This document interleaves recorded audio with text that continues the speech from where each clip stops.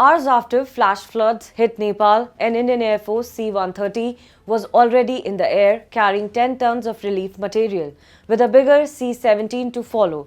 This wasn't a one-off. Over the last 2 decades, India's armed forces have quietly built a reputation as one of the fastest first responders in the world, showing up in earthquakes, wars, coups and pandemics, often thousands of kilometers from home. So how did India go from securing its own borders to becoming the region's go-to rescuer? Let's break it down.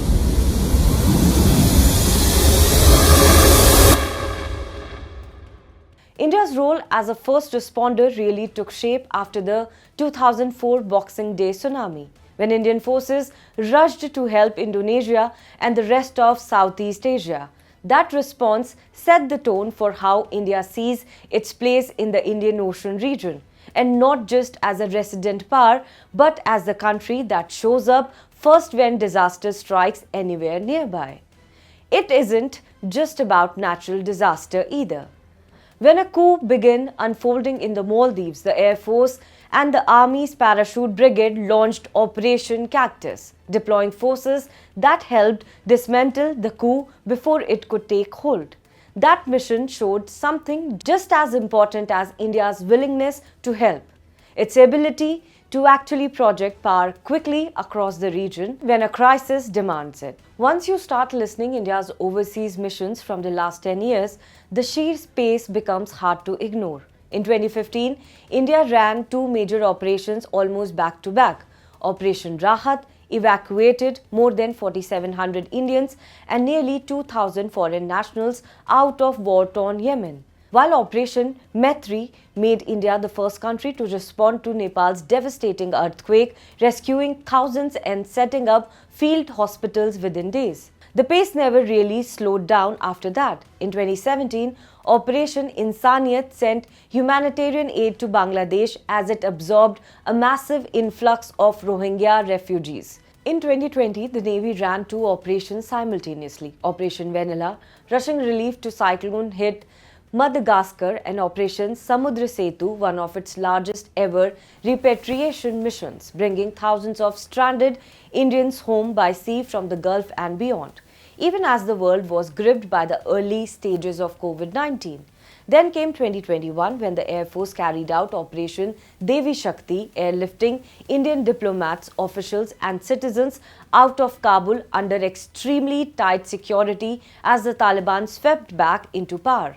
And in 2022, India ran what might be its most complex evacuation yet, Operation Ganga, working around the clock with civilian carriers to bring home more than 20,000 Indian students and citizens stranded in Ukraine as Russia's invasion unfolded. By 2023, India was no longer running one major mission a year. It was running 3. Operation Dost sent Indian military aircraft and NDRF teams to Turkey and Syria after a catastrophic earthquake flattened entire towns. Operation Kaveri evacuated thousands of Indian nationals from Sudan as fighting broke out between rival military factions in Khartoum, and Operation Karuna delivered relief material to Myanmar after Cyclone Mocha.